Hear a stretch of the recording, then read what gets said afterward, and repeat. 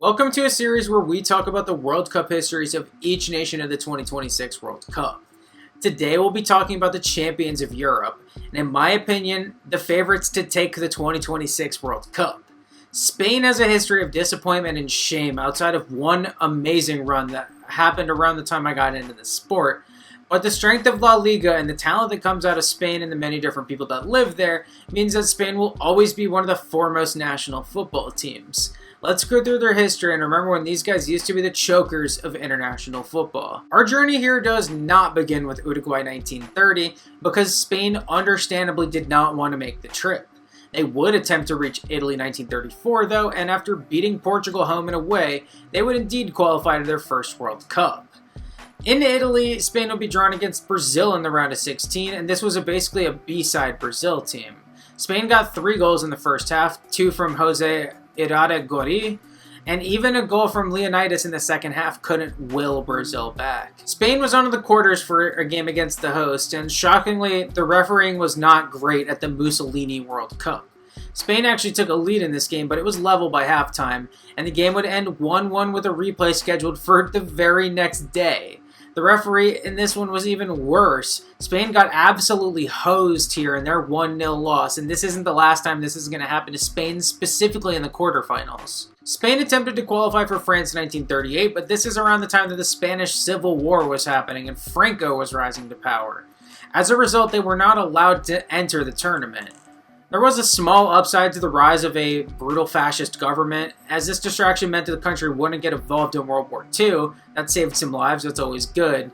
But this is Franco's country from now until the 70s, and the results are not great on the pitch. The exception to this is Brazil 1950. Spain would qualify for this tournament after beating Portugal 5-1 in Madrid and drawing the return leg in Lisbon, and this was all they needed to make it to Brazil.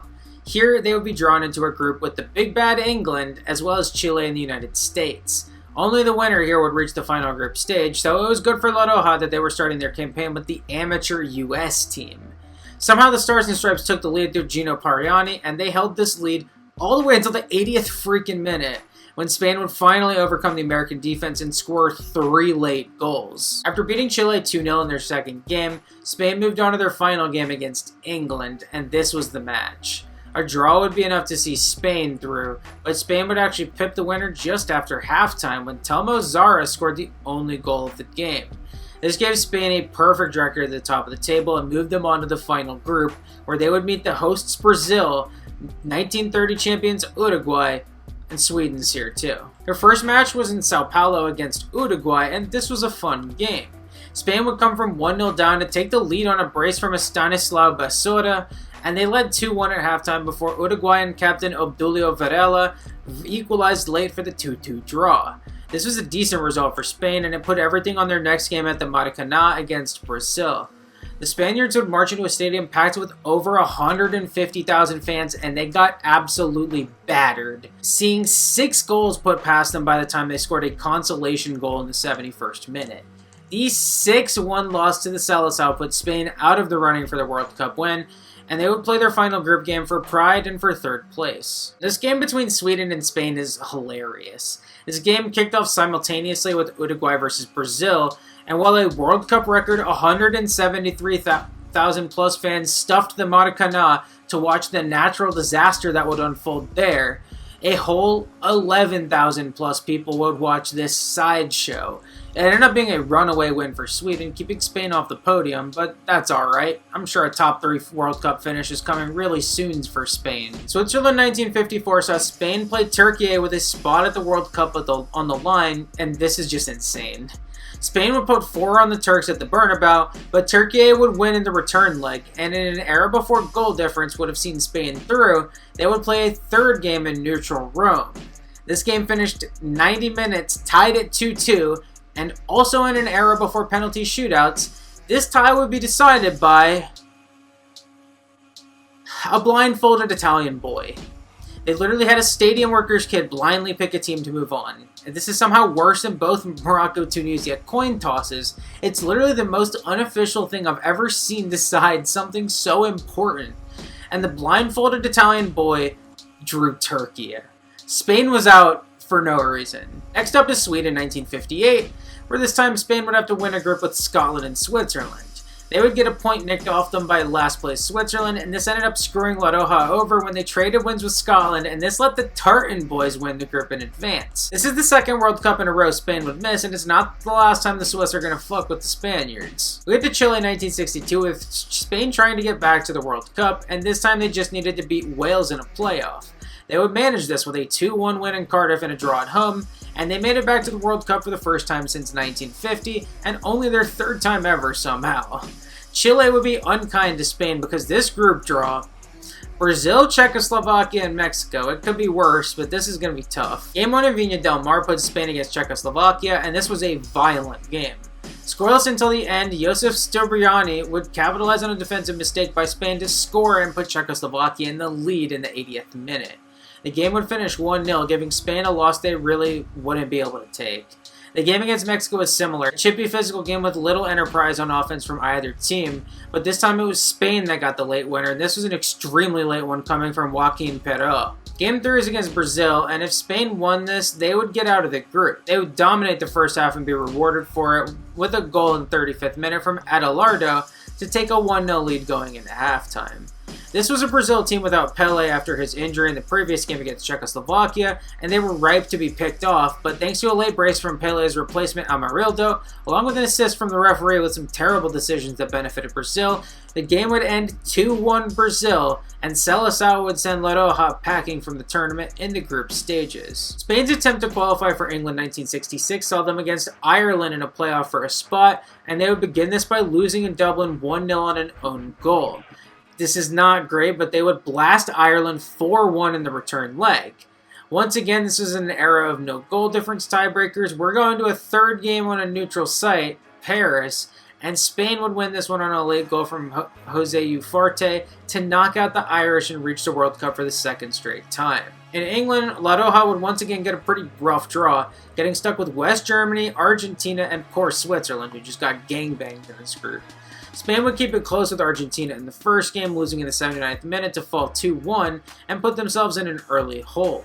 They would recover with a comeback win in the second game against Switzerland, winning 2-1 this time, and this once again gave Spain a chance to get through. They just needed to beat West Germany. At Villa Park in Birmingham, Spain would attempt to beat the Germans, and they started well, with Josep Fuster giving them the lead in the 23rd minute. Unfortunately, it was level by halftime, and while the Spanish would chase the winner for the second half, it was Uwe Seeler that would find it instead to give West Germany the win and see them go through at the expense of the Spanish. To reach Mexico 1970, Spain was going to have to top a group with Yugoslavia, Belgium, and Finland, and this is kind of a tough draw for the Spanish. This is kind of crazy too, because by the time Spain kicked off their campaign in Belgrade, Belgium had already played and won 3 games. This put a lot of pressure on Spain, who drew 0-0 against Yugoslavia going into their home away with Belgium. The game at the Bernabeu finished 1-1 with Spain finding a late equalizer, and then when the Red Devils won 2-1 in Liège a few months later, it was over. Spain could not catch Belgium now, and an embarrassing loss in Helsinki to bottom dwellers Finland capped off an extremely disappointing qualifying effort from La Roja. For West Germany in 1974, Spain would be drawn with Yugoslavia and Greece for a bit of a Mediterranean battle. Spain went home and away with Greece, as did Yugoslavia, so when the two teams drew and ended the group tied on both points and goal difference, Spain and Yugoslavia would go to a sudden death game. This is, of course, despite the fact that Spain scored 1 more goal than Yugoslavia, because this is from before that was a tiebreaker, unfortunately. So in Frankfurt, Spain would lose 1-0 on an early goal from Josip Katalinski, and their campaign was over. Spain would miss for the second consecutive time, again. Spain was having a rough time ever since that 4th place finish in 1950, missing 4 of 6 World Cups since then and being grouped in the 2 that they did make. This was around the time that Spain began transitioning from Francoism to democracy, so hope was around the corner. More good news came when FIFA awarded Spain the hosting rights for the 1982 World Cup. With this to look forward to, Spain would enter qualifying for Argentina 1978 and a group with familiar foes Yugoslavia as well as Romania. Spain would start this campaign with a win over Yugoslavia, and while a loss to Romania hurt, beating them in the return leg and finishing the sweep against Yugoslavia would let Spain win the group and make it back to the World Cup for the first time since the 60s. In Argentina, Spain would once again get a pretty tough draw, getting stuck with Brazil again and also drawing both Austria and Sweden out of Europe. They would begin in Buenos Aires against Austria, and this wasn't great. Defender Migueli got mugged by Walter Schachner on his way to a near-post finish to give Austria the lead. Although to Spain's credit, they would get an equalizer on a nice volley from Danny that was deflected off an Austrian defender into the back of the net. The game would stay level until the 76th minute when Hans Kronkel would score to put Austria ahead for good. The game would finish 2-1, with Spain beginning on 0 points. Next up was another matchup between Spain and Brazil, and this one finished 0-0, boring as fuck. It's a good result for Spain, but it made their last game against Sweden must win, and also left them dependent on the result of Brazil versus Austria. The two games kicked off at the same time, and Spain would win late on a goal from Captain Juan Asensi, but it didn't matter. Brazil had beaten Austria in the other game, leaving both tied on 4 points, and Spain just 1 point adrift on 3 points. This is now the third time Spain has gotten grouped in the time since Brazil 1950. We made it to España 1982, an obviously important tournament for the host nation Spain. No host nation's ever been grouped up to this point, and Spain was in no hurry to hold that kind of title. They would be drawn into a group that had Yugoslavia, because of course it did, and Northern Ireland was here too, as well as debutants Honduras. This is manageable. Spain got a good draw here. The Spanish would open their home tournament in Valencia against Honduras, and oh boy. Honduras low-key bossed this game, scoring in the 8th minute through Hector Zelaya and holding this lead well past halftime. It took a penalty converted by Roberto Lopez Ufarte to equalize and salvage a point for Spain, but while Honduras was impressive in this game, Spain was anything but. It really needed to pick things up against Yugoslavia, and this did not start any better, with Ivan Gudel putting Yugoslavia ahead in the 10th minute. Spain would equalize just a few minutes later on a controversial penalty that Juanito would put away to get Spain back level. The game was lively from here, with both teams looking for a winner, and Spain eventually finding it when a corner found Enrique Sarra at the back post. Spain would win 2-1, getting a massive 2 points and giving the hosts a lifeline. Game 3 was against tiny little Northern Ireland, who stood no chance against Spain. But little tiny Northern Ireland scored a goal in the 47th minute through Jerry Armstrong and would hold that lead despite a red card. Spain couldn't break through in front of their own home fans, and they would fall to second place in the group. The good news is they still advanced to the next group stage, but with Northern Ireland winning this group and getting the theoretically better draw, Spain would have to contend with West Germany and England, with only the winner reaching the semifinals. Game 1 was against West Germany at the Bernabeu, and if they couldn't even beat Northern Ireland, I don't know what anyone was expecting out of this. The game got to halftime 0-0, but Spanish goalie and captain Luis Arconado gave the game away when he spilled a very benign long shot, and Pierre Lebarski was the first to rebound for the West German goal and lead. Klaus Fischer would score as well, and even though Jesus Maria Zamora would get Spain a consolation goal, the final score finished 2-1 West Germany, and the hosts were basically eliminated here. They would get one final game against England and draw it 0-0, whoop-de-fucking-do, and that was it.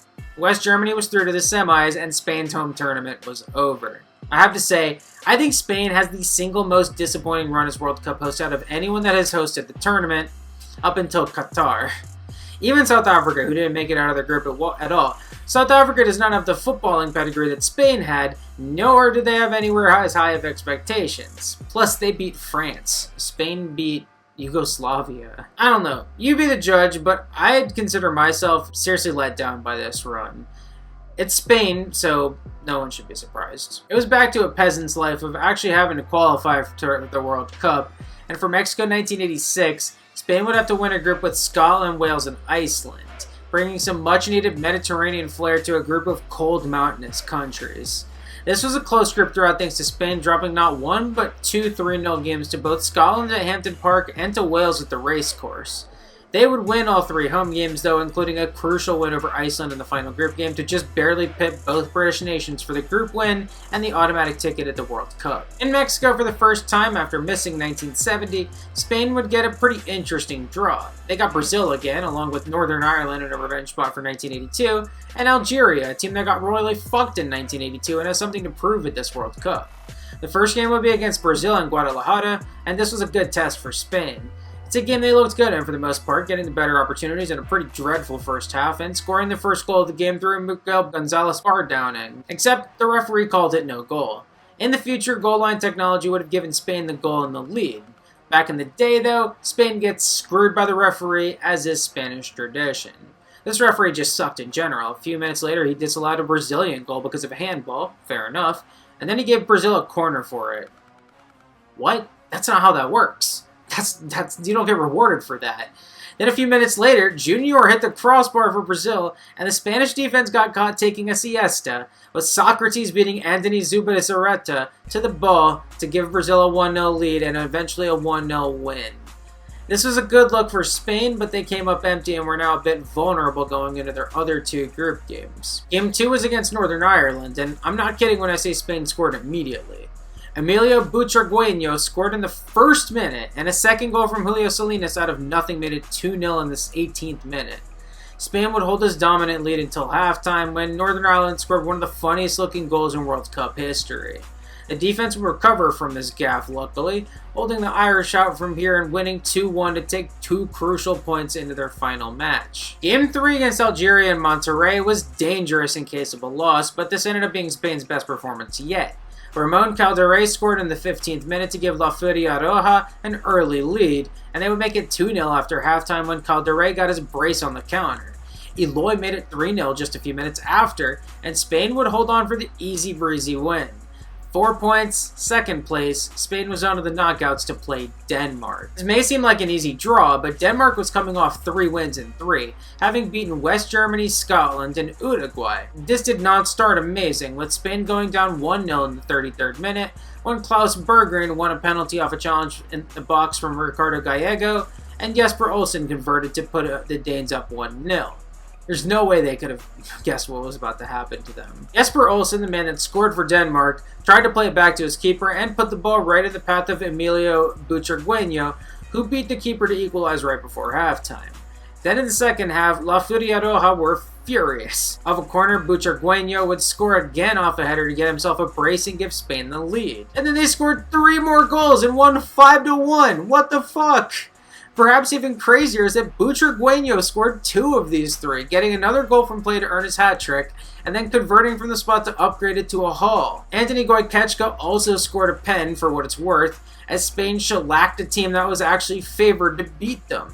That's clearly the key for Spain here. They just need to get everyone to underestimate them, and they need to come in as underdogs. So yeah, Spain's made it to the quarterfinals, and their opponent is Belgium, a team that struggled in the group stages and is only here because they managed to upset the Soviets in extra time. Spain is going in as the favorites. Fuck. Belgium would indeed take the lead in the 35th minute on a header from Jan Keulemans, and they held this lead through most of the game. The Belgians may have had a dude named Jean-Marie Pfaff in goal, but he was not faffing around. Bro made stop after stop until the 85th minute when Juan Antonio Senor hit a shot from outside the box that just took a ride to goal. There's nothing Pfaff could do about it. This late equalizer got Spain to extra time where both teams remained tied 1-1 and the game would go to a penalty shootout. Spain's second taker, Eloy, would see his shot saved by Pfaff, and that's all the Red Devils needed. Belgium would hit every single penalty out of 5 to knock Spain out of the World Cup in devastating fashion. The only thing worse than being eliminated from the World Cup is being eliminated from Mexico 1986, because the next World Cup you have to look forward to is freaking Italia 90. To make it there, Spain would finish top 2 in a group with Hungary, Northern Ireland again, along with regular Ireland and Malta. This ended up being no issue at all, with the Spanish winning their first 5 and eventually cruising to a first place finish in the group. This eventually got them to Italia 90, where they would be drawn into a group with Belgium, Uruguay, and South Korea. A pretty open group named as the toughest group at the tournament. Game 1 against Uruguay and Udine was a dominant display by Uruguay, who low-key played Spain off the pitch in this game. This wasn't the start Spain wanted, but luckily for them, Zubizarreta was still him and denied Uruguay time after time. Still though, Francisco Villarroya would have to handball to prevent an Uruguayan goal and conceded a penalty by doing so, but Ruben Sosa would hit it over the bar and waste the opportunity.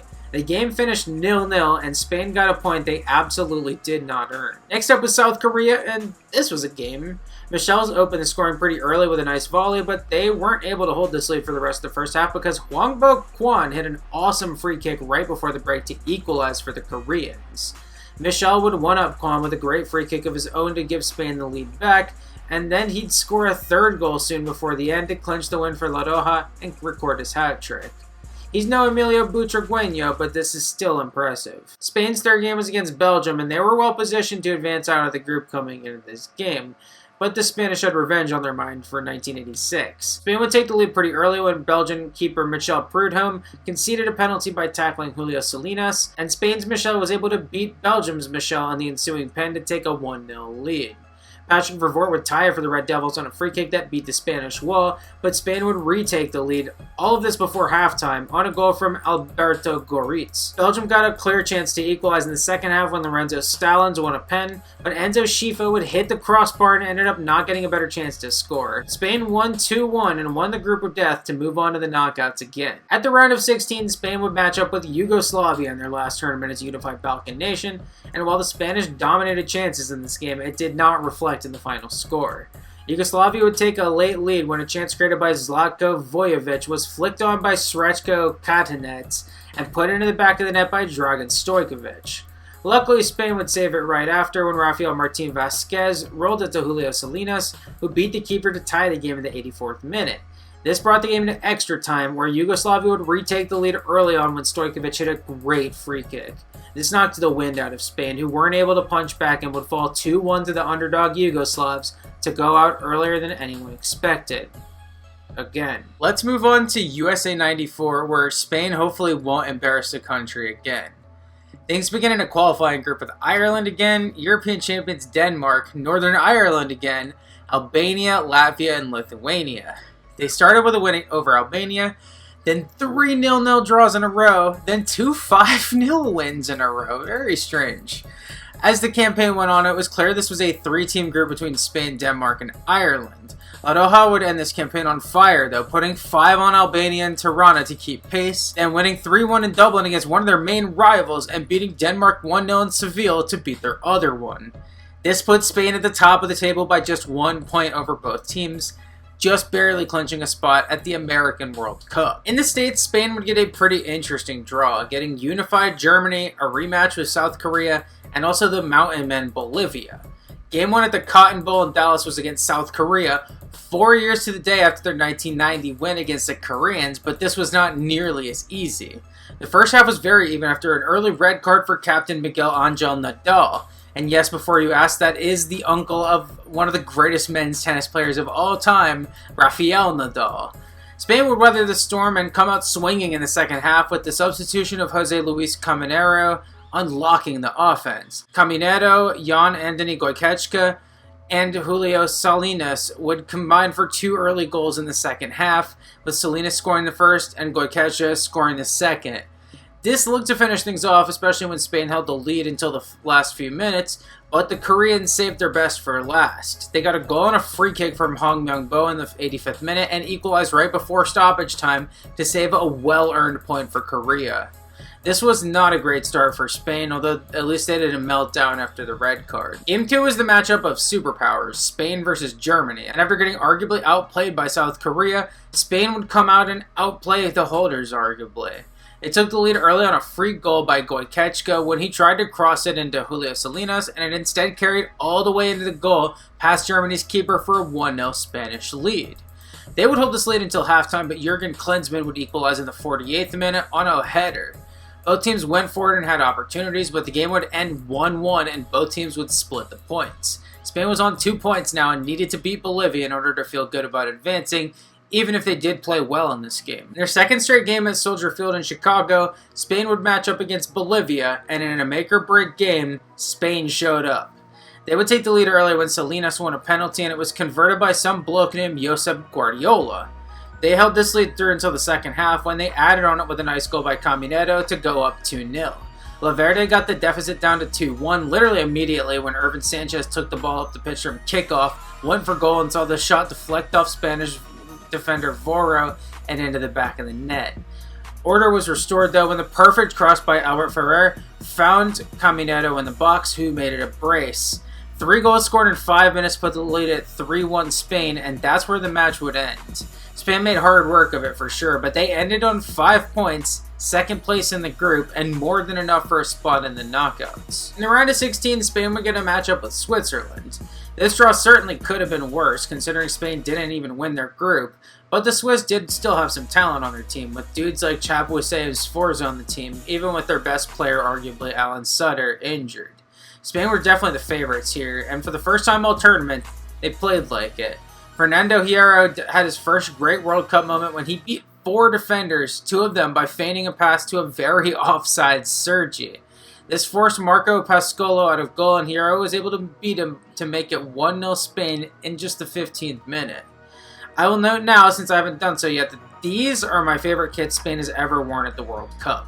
I don't know, something about the diamond pattern down the side just does it for me. This feels very Spanish. But Doha would keep on rolling from here, with Goicoechea missing a golden opportunity to make it 2-0 by hitting the post early in the second half. Anthony Zubizarreta would get a chance to contribute when he made an amazing save to deny Adrian Knoop and keep his team in the lead. With the Swiss running out of time to find their equalizer, Sergi slammed the door shut with a great play that ended with a goal by some bloke named Luis Enrique. Kind of insane that this team had multiple future managing legends on the team. I don't know, yeah, you don't see that every day. Spain would add a third when Albert Ferrer won a penalty that was converted by some Basque dude named Siki Begiristain or something like that. I don't know if Basque is just a bizarre language. I don't know how any of that shit is pronounced. Spain finished off the 3-0 win in style, moving on to play Italy with some momentum. Boston saw 2 of Europe's finest duel it out, with Italy in their traditional blue shirts and Spain in an amazing all-white kit with the diamond pattern. This is easily the best change kit I've seen Spain in for this project. Anyways, this game was a dramatic one, getting kicked off with a thunder cunt in the 25th minute from Dino Baggio to give the Azzurri the lead. They would hold this lead through halftime until the 58th minute, where Spain hit Italy on the break and an awesome team move was finished off by a shot by Caminero that took a deflection off an Italian defender. Both teams had opportunities to break the deadlock after this, with Spain's most notable coming just a few minutes before stoppage time when a long ball found Salinas behind the Italian defense, but he wasn't able to beat the keeper one-on-one. With extra time looking likely now, Italy sprung a counterattack, and it happened. Nicola Berti lobbed the ball upfield to Giuseppe Signori, who got the ball out right before getting closed down, and he found a wide-open Roberto Baggio. With just Zubizarreta as the last line of defense, he would be rounded by Baggio, and just like that, Italy was ahead. For one last twist of the knife, Spain actually got a good attack in at the death, and Luis Enrique got elbowed in the fucking face by Mauro Tassati in the box. This should have been a penalty, just straight up, but Luis Enrique did not get a call. You think Spain's ever going to get a call? Game ends 2-1, Italy wins, and this is just a brutal Italy for Spain. USA with 94 would go down as another bitter disappointment by the Spanish national team, as well as another time Spain just got completely fucked by the refs. We move on to the 32-team era for France 98, where Spain would be grouped with a bunch of new countries for qualifying. At the Czech Republic, Slovakia, the former Republic of Yugoslavia, which is just Serbia, Montenegro, and Kosovo, and then the Faroe Islands and Malta. Spain had a good campaign, winning 8 of 10, only drawing in Prague and in Belgrade, and they would beat Yugoslavia for the top spot in the group, and they would have an easy qualification to France. The group draw was not quite as easy for them. They got a Bulgaria team that just finished 4th place at USA 94, a Nigeria team that was one of the best in Africa, if not the best, and an underrated Paraguay side with Chilavert in goal. Spain was still the overwhelming favorites in this group and among the favorites to win the World Cup, don't get me wrong, but this was not an easy group. Game 1 in Nantes against Nigeria was a classic from kickoff. Both teams had plenty of opportunities in the first half, with Spain taking the lead on a nice free kick from Fernando Hierro in the 21st minute, but Nigeria equalizing a few minutes later on a goal off a corner.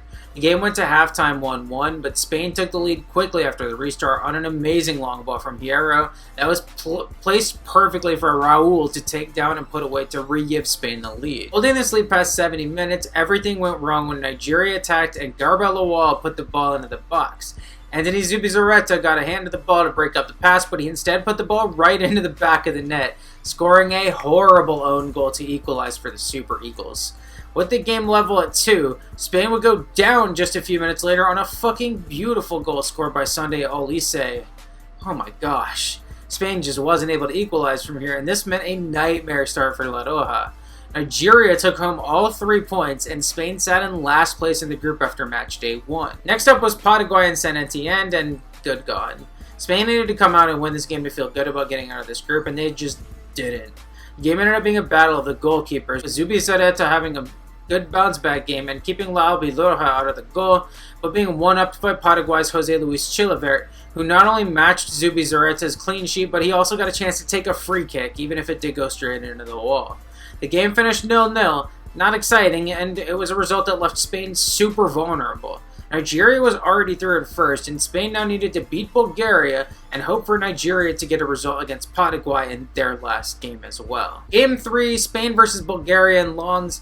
Let's just focus on what's going on here. Spain would go ahead very early when Luis Enrique won a penalty and Hierro converted it, and Luis Enrique would get his own goal not too long after. Just 18 minutes in, Spain's already taken care of business, and it only got better.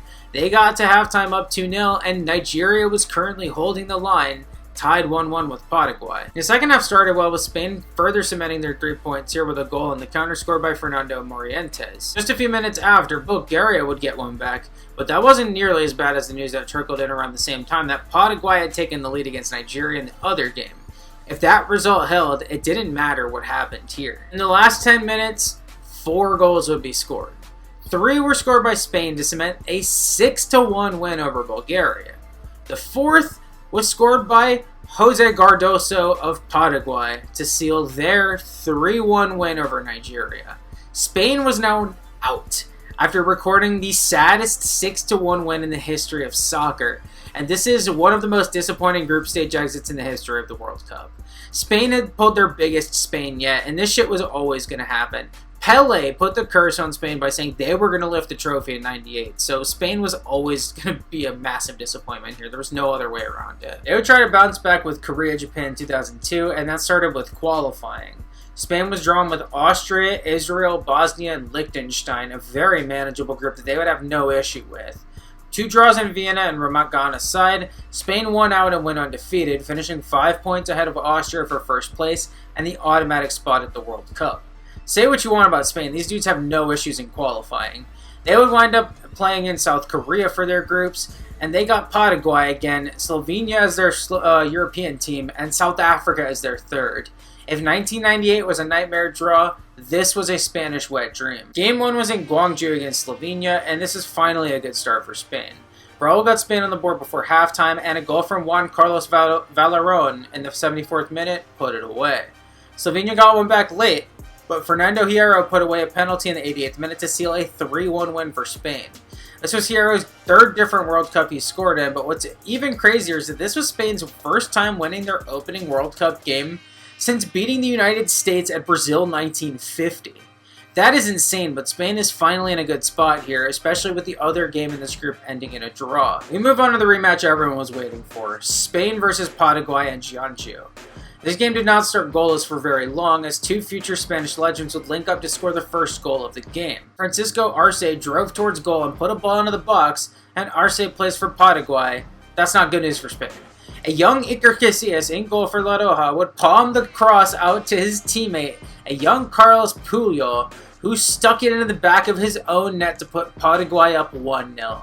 Peak Spain, no more comment. This was a different Spain though. They would equalize after halftime on a corner goal headed in by substitute Fernando Morientes, and they would take the lead not long after when Morientes got his brace on some really bad defending by the South Americans. Hierro would hit a penalty to finish the scoring at 3-1 Spain. At 6 points of 6, Spain was officially through to the knockouts in a complete reversal of their 1998 appearance. Game 3 against South Africa was super important for Bafana, but not as important for La Roja, who were doing some fine-tuning in Daejeon ahead of their ticket to the knockouts. Spain took a very early lead when Andre Arense butterfingered the ball with Raul right there, and Raul was able to score in the 4th minute to set the tone.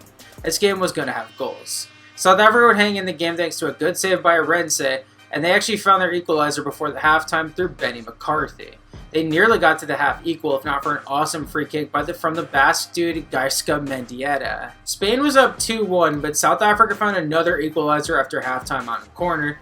With the score back at 2-2, Spain didn't wait long to find their winner through Raul again, this time on a good cross from Joaquin. South Africa didn't have a 3rd equalizer, and the meaning Spain were winners of 3 games out of 3 and were on to the round of 16 to play Ireland. There was all kinds of drama that unfolded around South Africa and Paraguay in their final match day here, and if you're interested, I covered both those 2 countries previously. You should go check them out if you haven't. Spain was good enough to avoid this mess, luckily, so it's on to the knockouts we go. Round of 16, Spain versus Ireland in Suwon, red versus green.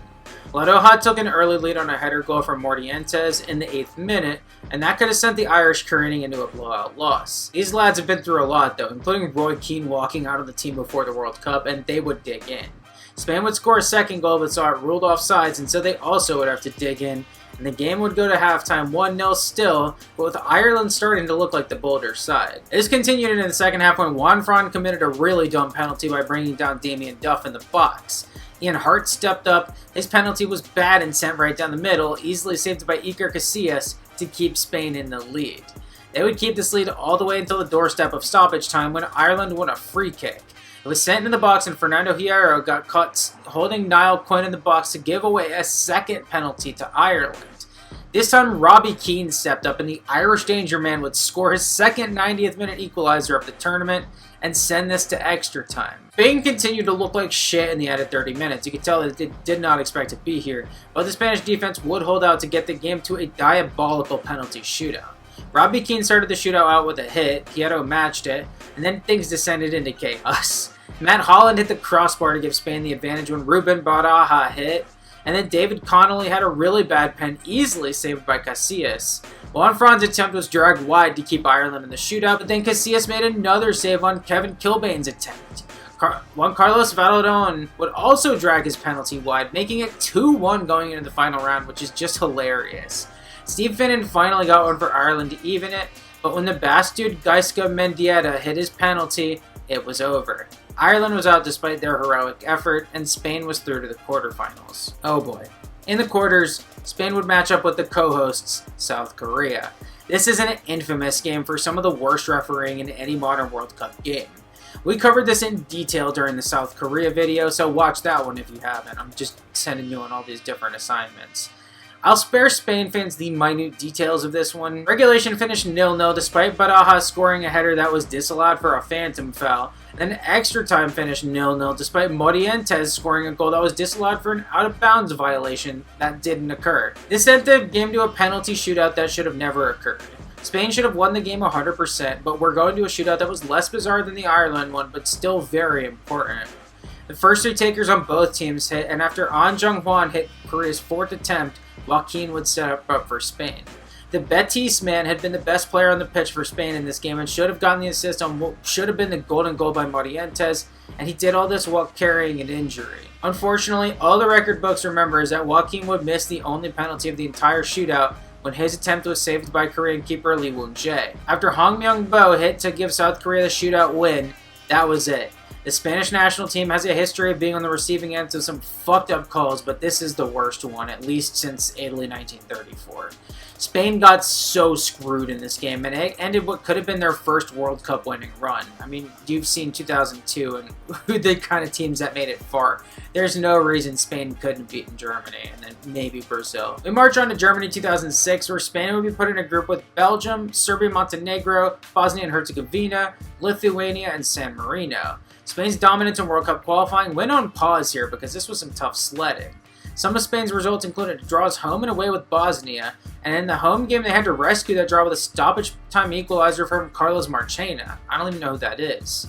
They also drew 0-0 in Belgrade, which isn't bad, and 0-0 in Vilnius, which was definitely bad. All this left Spain 2 points behind Serbia and Montenegro with 3 games left heading to their critical head-to-head game at the Vicente Calderón. Raul would give Spain a first-half lead against Serbia in this one, but an equalizer from Matej Kezman meant the game finished 1-1, and now La Roja's fate was fully out of their hands. They would post a critical win in Brussels and cleaned up San Marino in the final match day, but the Serbs were able to match that pace by winning in Vilnius and finishing their schedule with a 1-0 home win against Bosnia thanks to another goal from Kezman. Spain would finish second place in this group and weren't high enough in the second place standings to back into an automatic spot. This means they're going to an unfamiliar place, the UEFA playoffs. They could have been playing a very tough Switzerland team here, but they got bailed out a bit and ended up with a matchup against Slovakia. Game 1 at the Vicente Calderón ended things then and there, with Luis Garcia getting himself a hat trick and 2 other goal scorers shouting out to the past and future, with Fernando Morientes on his way out of the national team scoring in the 79th minute, and a young Fernando Torres converting a pen in the 65th minute. With a 1-1 draw in Bratislava making it official, Spain was chasing the dragon again in Germany. Spain would get a pretty kind draw for the second straight World Cup now. Out of Europe, they get debutants Ukraine, as well as the Middle East nations Tunisia out of North Africa and Saudi Arabia out of Southwest Asia. None of those teams looked even remotely threatening to Spain, who was one of the favorites to lift the trophy and make good on their promising run 4 years ago. Game 1 in Leipzig against Ukraine was a showcase for the new generation of great Spanish players. Xabi Alonso was playing in his first World Cup, and he would score very early in this one off a corner. David Villa, a striker also playing in his first World Cup, would score a free kick goal when his shot on goal was deflected off the wall and into the back of the net, and La Roja had a 2-0 lead before 20 minutes were played. Carrying that lead into halftime, Fernando Torres would flop in the box and earn both a penalty and a Spanish man advantage, which is just diabolical. I guess it's payback for all the trauma in the past, but Villa would make it 3-0 on the pen, and this turned into a rout. Torres would add a fourth goal with an awesome team goal. His strike at the end was also fantastic. This was one of the best goals scored in Germany, and it gave Spain a huge 4-0 win against theoretically their biggest competition in the group. Game 2 against Tunisia in Stuttgart started horrifically, with Tunisia scoring early on a sweaty goal scored by Jawar Mnari and holding on until halftime. Luis Aragonés would make 3 clutch subs though, with all 3 linking together for the equalizer. The first sub, Joaquin, would cross into Fernando Torres, who let it play for the second sub, Cesc Fabregas. The Arsenal man would shoot, and Ali Boumnajel would spill for the third sub, Raul, to come in and clean up to level things in the 71st minute. From here, Spain was unstoppable. Torres would score a few minutes later to give Spain the lead, and he would add a pen from here to break Tunisian hearts and seal the 3-1 victory to advance Spain into the knockouts. Spain would play their B squad in Kaiserslautern in their final group game, still beating Saudi Arabia 1-0 thanks to a header from a different Juanito to go 9 points of 9 and set up for their round of 16 matchup against France. Les Bleus had a world-class team led by Zinedine Zidane, their midfield maestro, but after crashing out of Korea Japan 2002, they finished second in the group behind Switzerland and drew against both the Swiss and South Koreans.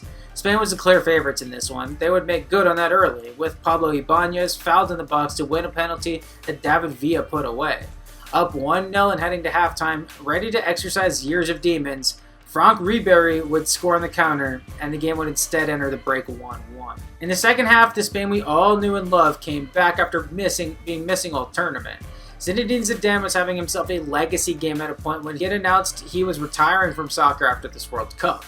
The man was dominating the Spanish midfield, doing laps around Xavi and Fabregas and Xabi Alonso, and eventually France got their breakthrough in the 83rd minute when a free kick from Zidane found Arsenal legend Patrick Vieira at the far post for the free header and a heartbreaking let-up for the Spanish. Zizou would finish off La Roja with a great goal to put the score at 3-1, where the game would end. It was another excruciating loss for Spain in a history full of them. Unlike the rest of those heartbreaking World Cup exits, Spain would build off of this one. At Euro 2008, Spain would win a penalty shootout against the 2006 winners Italy and then beat Russia to reach the final, where a 33rd minute goal from Fernando Torres gave Spain their first taste of real glory, finally winning a tournament and relieving some of the crazy pressure put on the national team moving forward. That leads us to qualifying for South Africa 2010, where they were drawn with Belgium and Bosnia again, as well as Turkey, Estonia, and Armenia.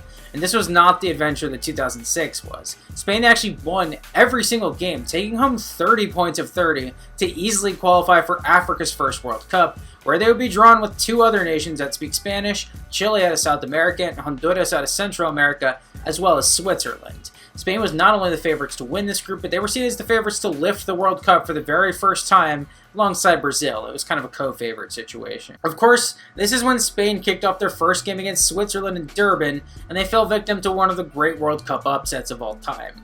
Despite dominating possession for literally the whole game, Spain would lose 1-0 because Gelson Fernandez, Spanish last name ironically, scored one of the shittiest great shitty goals in the history of the tournament.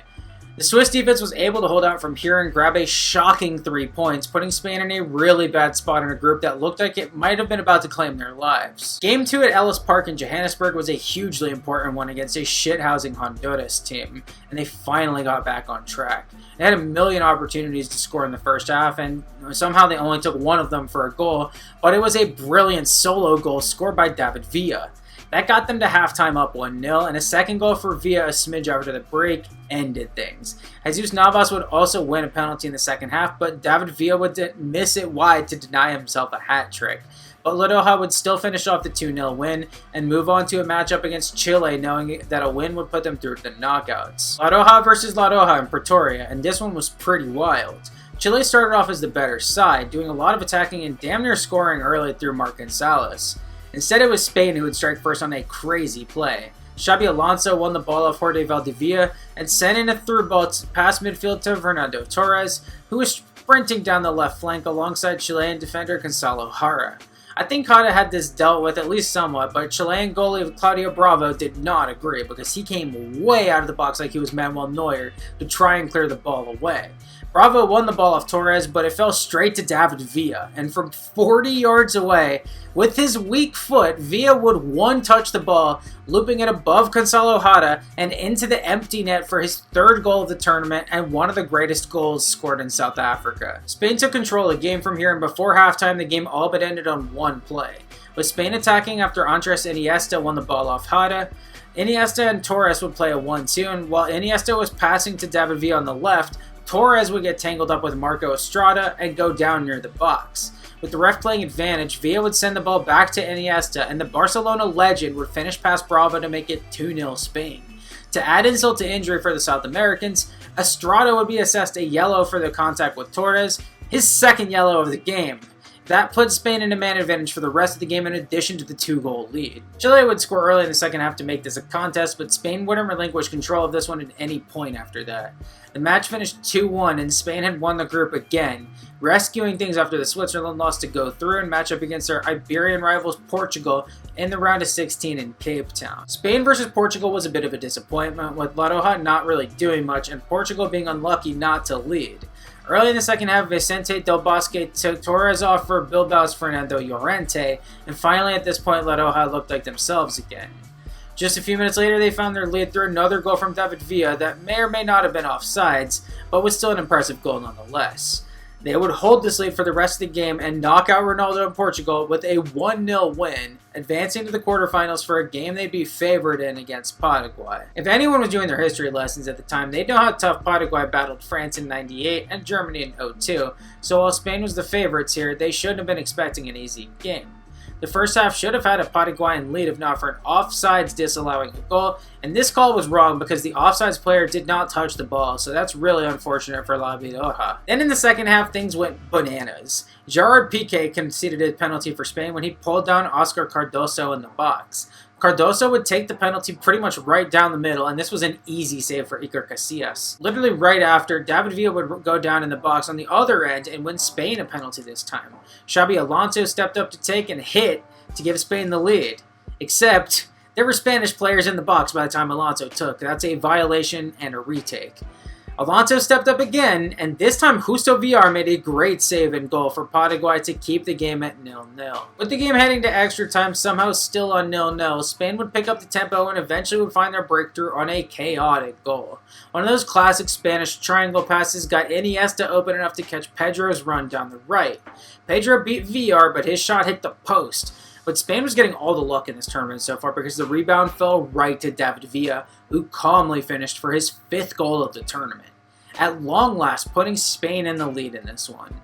Paraguay was unable to equalize, and after an instant classic, Spain was through to the semifinals. In Durban, Spain would meet up with Germany in a rematch of the Euro 2008 finals. This was dominated by Spain in the beginning and had multiple good chances to score in the first half. Germany grew into the game and in the second half saw both Casillas and Neuer called into action and being forced to make great saves. With the game still 0-0 in the 73rd minute, a corner for Spain saw Carlos Puyol run into the box and hit Germany with a great header that beat Neuer and cemented Puyol as one of the all-time great entries into the unlikely defender scores at the World Cup semis club. Germany couldn't find their equalizer though, and Spain would hold on to win their 3rd straight 1-0 game. This was the one that changed everything though. The other 2 knockout wins meant that this was Spain's best ever run of the tournament, no matter what happened from there, but beating Germany felt like a breakthrough. Spain was no longer the bottlers of the World Cup. This team was special. Of course, there was criticism about the manner in which these games were won.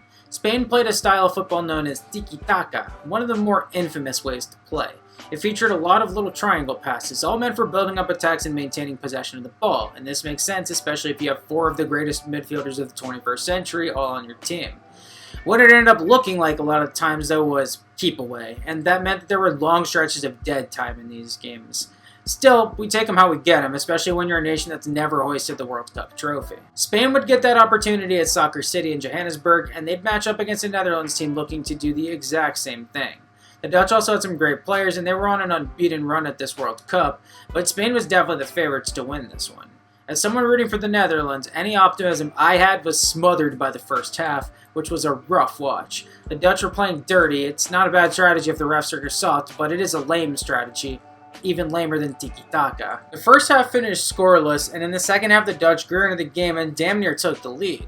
Arjen Robben got open thanks to Wesley Sneijder's pass and got one-on-one with big Iker Casillas, but the Real Madrid legend got a leg to the ball and saved his team from going down, punctuating a great tournament for him. Spain would dominate the chances after this and waste all of them, sending the game to extra time. It was here and finally here that Spain would find their winner, after the Dutch at long last saw a man sent off in the 109th minute. Spain dedicated the rest of extra time pouring forward to try and score a goal to avoid penalties. In the 116th minute, on one of those attacks, Torres would send a ball up trying to find Andres Iniesta. A Dutch defender got to it instead, but his clearance landed right to Cesc Fabregas, who sent it back to Iniesta in on goal. From an angle, with the Dutch defense closing in on him, Iniesta shot and hit to finally give Spain the lead 2 hours into the match. The 10-man Dutch were spent at this point. Robben's opportunity in the second half of regular time was all that Oranje had in them. The game finished 1-0 Spain, meaning that this golden generation of tiki-taka players had just led the nation to their first ever World Cup win. It didn't matter that it was on the back of 4 consecutive 1-0 wins in the knockout brackets. We truly take them how we get them. Spain would become the 8th different nation to lift the World Cup, and the perception of this team has forever been changed. 2 years later at Euro 2012, Spain three-peated. They would top a group with Italy, Croatia, and Ireland to reach the knockouts again, where Xabi Alonso beat France with a brace, and then the team had to hold on and win a penalty shootout in the Iberian Derby against Portugal. In a rematch with Italy in the final, it was all La Roja, with David Silva, Jordi Alba, Juan Mata, and of course Fernando Torres all scoring in a 4-0 rout to give Spain back-to-back European championships. This, along with the World Cup win in the middle, made this Spanish team one of the greatest dynasties in international soccer history, perhaps the greatest. And this is Spain, the bottlers. This is insane. This team was aging a bit going into Brazil 2014, but this was still seen as the best team in the world. In a group with France, Belarus, Georgia, and Finland, La Roja would uncharacteristically draw 2 home games early, with France and with Finland of all teams. Shouts out to the young Teemu Pukki for the equalizer. Shouts out to you if you knew that we were getting a Teemu Pukki reference in this video, by the way. The campaign recovered from here, and Spain would eventually win the group over France by 3 points, making it to Brazil where they would look to defend their title. In Brazil, Spain would get a very tough group draw, getting put with the Netherlands, who they just had to beat in the World Cup final, a Chile team about to win back-to-back Copa Americas, and we just saw how tough these guys were, and then Australians here too, but like, what the fuck? I'll step in and just say that before the World Cup, my original prediction was Argentina beating Germany in the final, meaning I didn't have Spain getting in there at all. I was lower on La Roja than most due to their defense, which I wasn't impressed with at all. But this midfield was still great, and now they had the controversial Diego Costa up front, a true number 9 type star player, the likes of which they didn't have previously. Even as someone lower on the Spanish, I could have never seen what was going to happen next. Going to Coastal Salvador to start their World Cup with a rematch against the Netherlands, I mean, this is one of my favorite World Cup games of all time. The start was cagey, we sort of picked up where the last one left off, but soon enough Diego Costa won a penalty that Xabi Alonso would convert to give Spain a first half lead. Pack it up, boys. Spain has their 1-0 lead. This is done and dusted. This is, of course, where everything comes apart at the seams spectacularly. On the verge of getting to halftime with the lead, Daley Blind would send a perfect ball up to Robin van Persie, who would Call of Duty Black Ops dolphin dive and hit the perfect header past Iker Casillas for a spectacular equalizer and one of my favorite World Cup goals ever. The Netherlands had all the momentum going into the second half, and they would take the lead on another amazing assist from Daley Blind that put Arjen Robben through on goal. This ball motherfucker just had to score here to at least slightly to make up for the miss in the final of the previous World Cup, and Robben would indeed finish past Casillas to put Spain into panic mode. Down 2-1 and trying to get back into the game, things went from bad to even worse. Van Persie damn near scored immediately from kickoff but hit the crossbar, and the Dutch would indeed find their third goal just a few minutes later off a Wesley Sneijder free kick put in at the far post by Stefan de Vrij on a shit show of a play by the Spanish defense.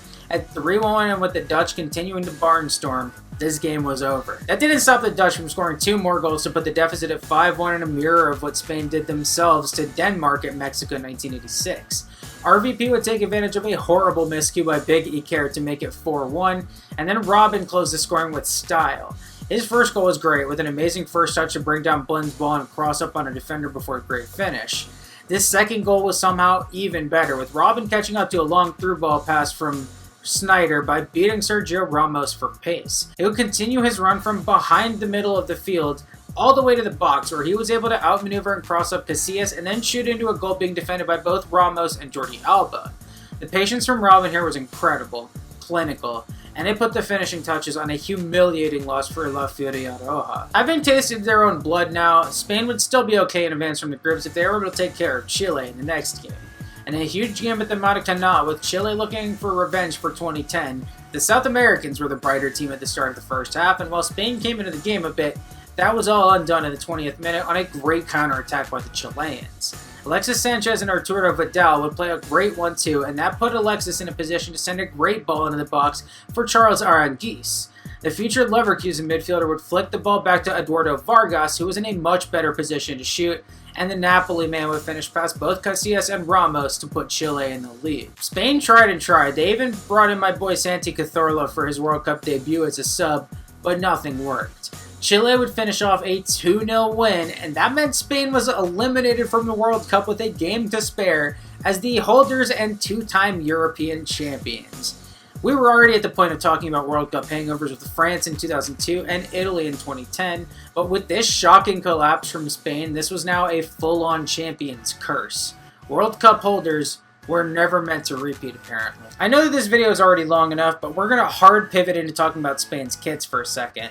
Their traditional kit is red shirts, blue shorts, and it looks brilliant. We talked about the 94 kits, but just in general, these are some of my favorite kits in the world.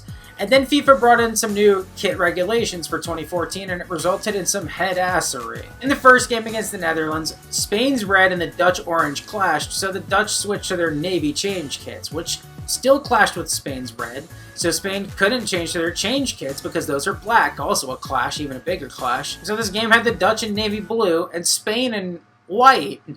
This is so bizarre, but to be fair, these white Spain kits are pretty sick. Then in game 2 against Chile, Spain brought out the reds, and these are bad.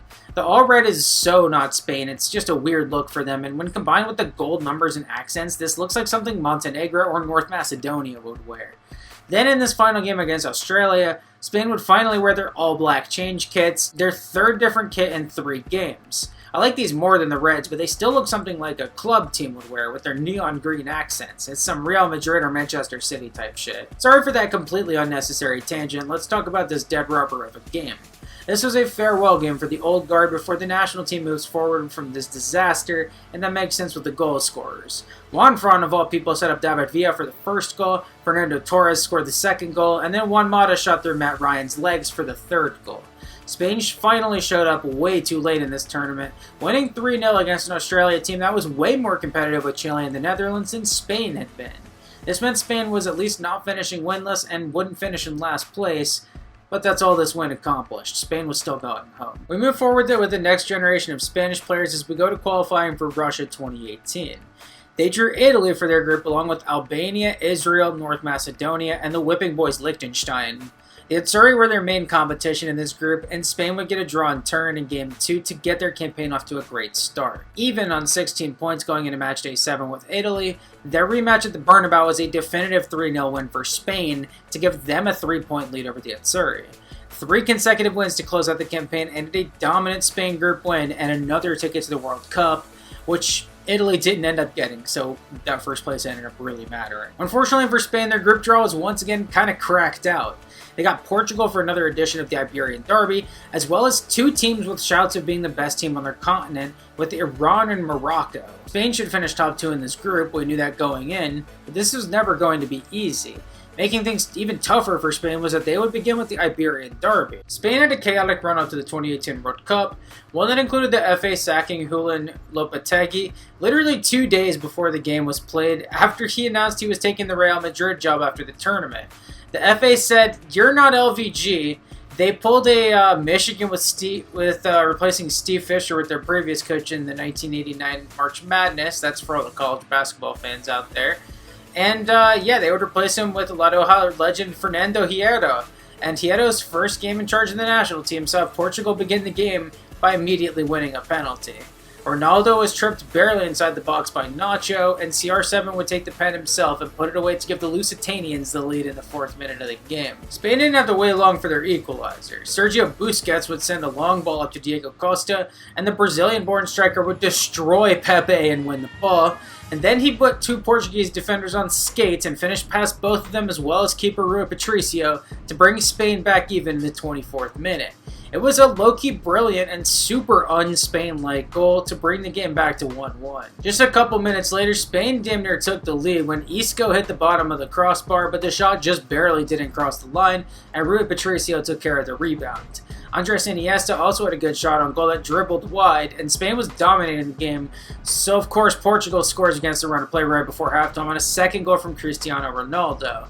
This was really bad goalkeeping from David De Gea, who was finally getting his first World Cup start after years in the shadows behind Iker Casillas. Down going into halftime, Spain would pick up where they left off on the other side of halftime, and Andres Iniesta won a free kick that David Silva would take. He and Koke did a little 1-2 before Silva launched into the box. Sergio Busquets would rise highest to head the ball and put it across goal, and Diego Costa was Johnny on the spot to grab his second equalizer of the game. Spain deserved this goal back, and it left the game on 2-2 with most of the second half still to play. Just a few minutes later, Spain found their lead.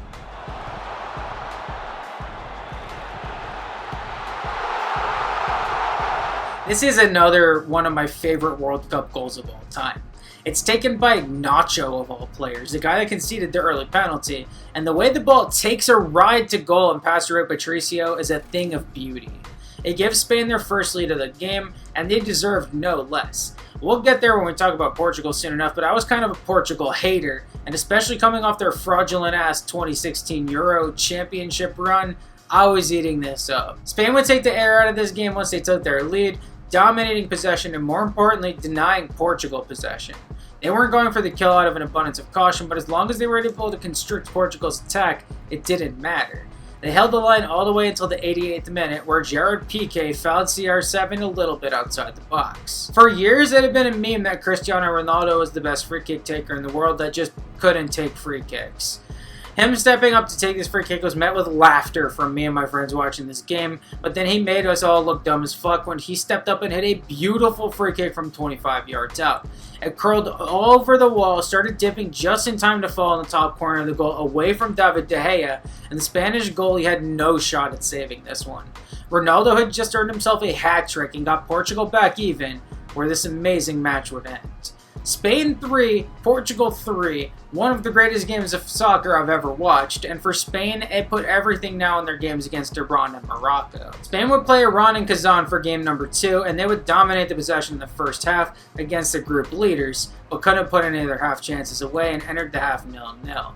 Iran was playing well on defense, but Spain damn near scored a couple times out of the other side of halftime, and you knew a goal was coming. Diego Costa would find it in the 54th minute when he shot the ball off one of the Iranian defenders, closing him down, and it rebounded past Alireza Baron Van goal and into the back of the net. Spain wouldn't enjoy that lead for long when Syed Ezzatolahi leveled the Iran in the 61st minute, but while it did look good to me in motion, upon VAR coming into play, it was clear that Ezzatolahi was offsides. This kept Spain in the lead, and they had to crack down after this.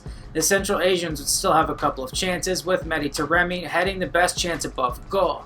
Spain would hold on for the clutch as hell 1-0 win despite not playing their best football, and this let them tie Portugal at the top of the table going into matchday 3. In Kaliningrad against bottom of the table Morocco, Spain knew a win would guarantee their spot in the knockouts. After playing their first 2 games in white change kits, Spain came out with the 94 throwbacks, and for the first time since their World Cup winning run in 2010, they were looking fresh as hell in the red and navy kits.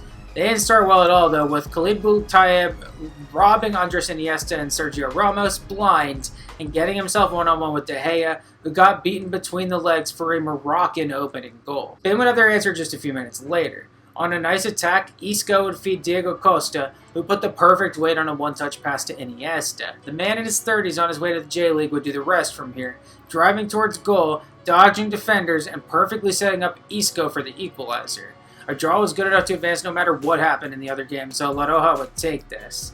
The game got to halftime 1-1, despite Iniesta creating another chance for Diego Costa in stoppage time and the ball going wide. Old-ass Iniesta had been Spain's best player up to this point, and yeah, that explains it all. This was just a bizarre game of soccer. Any Spanish dominance ended in the second half. Nordin Amrabat almost hit one of the goals of the tournament on an amazing swirling effort from outside the box that hit the post.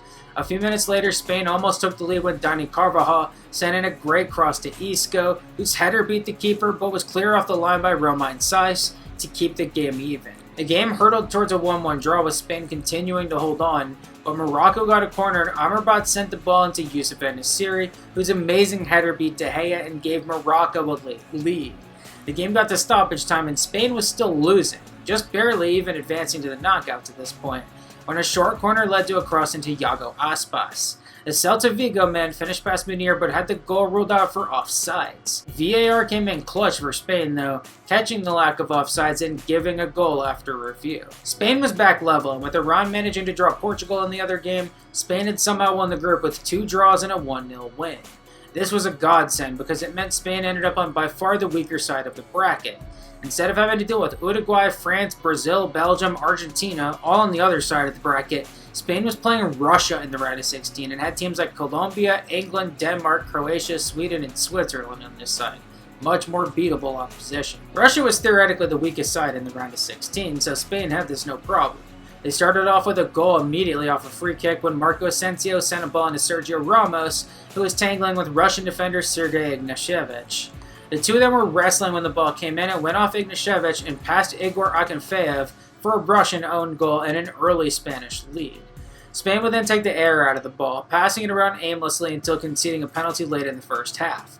After a Gerard Piqué handball in the box, Artem Zubo would put the pen away to tie the game. In the second half, Spain continued to dominate and even should have won the game late on a great chance from Andres Iniesta, but the game would go to extra time where Russia dug in even harder. It was all Spain, but things were too clogged. The passing machine couldn't get going, and the Russians got their wish. We were going to penalties. Iniesta hits, Fedor Smolov hits, Piqué hits, Ignashevich hits, so we're tied going into round 3, where Koke's pen is saved well by Akinfeev. Alexander Golovin hit his pen to make it 3-2 Russia after the third round, and after 2 more hits from Ramos and Cheryshev, Spain was on their last legs. Iago Aspas stepped up to take, and his attempt was saved by Akinfeev to end the shootout. Spain had a golden ticket to the World Cup final, and they blew it against Russia of all teams. This was a shocking loss. This was the last thing I expected, and it was hugely disappointing to Spain fans. We now have to recover from that by moving forward to Qatar 2022, where Spain would end up in a deceptively tough qualifying group with Sweden, Greece, Georgia, and Kosovo. They would begin with a home draw against Greece and a loss in Solna, and that put things at least a little into question, but La Roja would win out from here and win the group comfortably to book another ticket to the World Cup. In Qatar, Spain got their 3rd consecutive cracked-out group draw, getting big bag Germany out of Europe, getting the best team out of Asia for the 2nd straight World Cup and getting Japan, and then Costa Rica out of Central America. Once again, there was no reason Spain couldn't finish top 2 in this group, but you knew things weren't going to be easy. In their first game, though, things were easy. Danny Olmo scored early on, Marco Asensio made it 2-0 in the span of 20 minutes, and then Ferran Torres won and converted a penalty to make it 3-0. 4 more Spanish goals, including a second goal for Ferran, made it a 7-0 game at final whistle, which is just insane. Costa Rica might have been the worst team at the tournament other than Qatar, but this is just an insane beatdown put on the Central Americans by a Spanish team already clicking. Then we got to game 2 in Alcor, and this was the Titanic matchup. It was Spain against Germany with the Central Europeans World Cup lives on the line after their upset loss against Japan.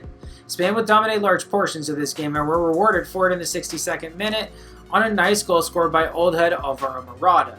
But Hansi Flick would pull a nice triple substitute and change the momentum of the game for Germany, throwing on big Nicholas Füllkrug up front to finally give Jamal Musiala someone to give the ball to. That ended up being crucial because the big man would score and equalize for Germany, who nearly won the game in stoppage time via Leroy Sané, but the final score ended up being 1-1.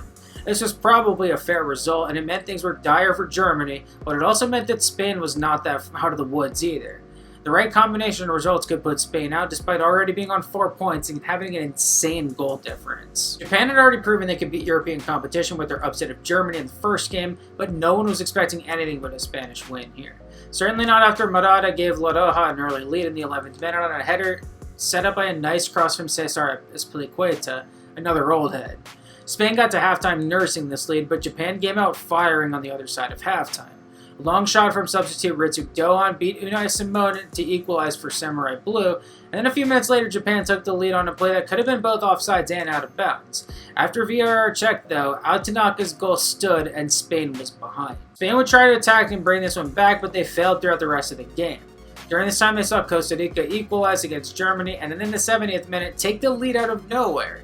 At this point, Japan was going through in first place, Los Ticos were somehow going through in second place, despite their -5 goal difference, and somehow Spain was going out in third place, only ahead of Germany. Luckily for Spain, Germany would equalize a few minutes later in their game, and they would eventually win that one over Costa Rica 4-2. Spain would lose this one against Japan, but they would still go through anyway in second place on goal difference, and they would move on to the knockout stage. Somehow. Now at the time, Spain would be extremely relieved to be playing against Morocco in the round of 16, but that relief would turn into a nightmare as the game went on. They ran into a Morocco team that was focused and resolute on keeping Spain out. With a great defense and the crowd on their side, the Atlas Lions proved to be a more than capable opponent, and for the third straight game, Spain struggled to finish their opportunities. The best player on the pitch ended up being Sofiane Amrabat for Morocco, who completely neutralized Spain's great midfield. Achraf Hakimi was amazing against the nation he was born and raised in. Both teams had great opportunities, but neither took any in the 90 minutes of regulation or in the 30 minutes of extra time. The game was going to penalties. The shootout would begin with Abdelhamid Sabiri hitting the first pen, and then Pablo Sarabia would step up. With fresh legs, Sarabia would hit the post for the second time in this game, giving Morocco the advantage early. Hakim Ziyech would make it 2-0, then Carlos Soler would step up and see his shot saved by Bono to keep it at 2-0. This was so fucking huge. Morocco was feeling themselves at this point. Even Unai Simon saving Badr Banoun's attempt couldn't blunt their joy, because Sergio Busquets stepped up and the old head saw his penalty, also saved by Bono, to keep it at 2-0. Spain was completely melting down, and Achraf Hakimi stepped up with a chance to seal it for his nation. So fucking casually, Hakimi would step up and ship a Panenka down the middle, fooling Unai Simon and ending the shootout then and there. Spain has lost the shootout 3-0 for their second straight round of 16 penalties exit, and their second straight huge upset loss at this round.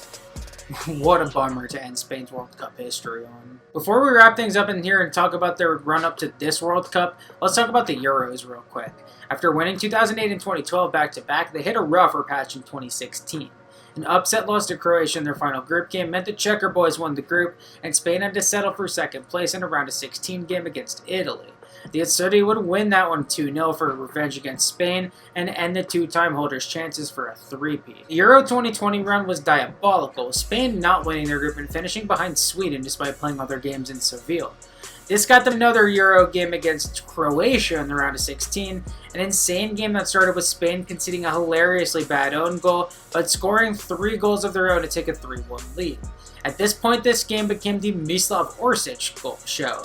He scored his first goal for Croatia internationally and then assisted the equalizer to send the game to extra time 3-3, after which Spain would score 2 more goals to eventually win the game 5-3. They would play Italy in the quarters and lose in a penalty shootout to fall short again at the hands of the Azzurri. In Euro 2024 rolls around and Spain just takes over. They won their Group 3 wins out of 3 by dominating Croatia to beat them again, getting revenge on Italy in the second game, and taking care of business against Albania to reach the knockouts again. Despite going down early on another own goal to Georgia in the round of 16, they would win that one 4-1 against the Georgian team that I had adopted as my own, basically. And they would advance to play the hosts, who they would beat in dramatic fashion on a late winner from my boy Mikel Merino. A 2-1 win against France in the semis put Spain back into the Euro finals, this time against England, where a late goal from Mikel Oyarzabal would let Spain lift the trophy for the third time in 5 Euro tournaments. putting Letoja back on top of the world going into the current World Cup cycle. This Euro established Spanish teenager Lamine Yamal as perhaps the player to watch in this upcoming generation of footballers. That brings us to qualifying for North America 2026, a 48-team tournament where qualifying has become even easier for Spain. Still, they got a reasonably tough group, getting Turkey, Georgia, and Bulgaria. A 3-0 win in Sofia and a huge 6-0 victory in Konya against Turkey, with Mikel Merino getting a hat-trick and Pedri scoring 2 to put Spain in a great position to get the automatic ticket. And that's just insane. Taking care of business in their home games meant Spain was going through to the World Cup once again, to no one's surprise. The European champions would get stuck in a pretty interesting group, with Uruguay being a second team in the group that has lifted the trophy, but also a team that isn't as strong as they have recently been. Saudi Arabia is a complete wild card, no one knows what to expect from them, and then Cape Verde is just really happy to be here. Spain should expect to take home no less than 7 points, and really should win this group to set themselves up for what could be a World Cup winning run. Thank you all so much for watching. This was video number 29 out of 48, and one of the longest ones in the series. My account really wants me to be done. This has been a long video, but Spain's just done so much of the World Cup. There's so much triumph and so much more heartbreak. Their story is just so unique. They're at their apex right now, though, and they could add so much more to this video in the coming months here. I'm excited to see how this goes, and I'm even more excited to talk tomorrow about the very first champions of the World Cup and go through Uruguay's history at the world's grandest sporting stage.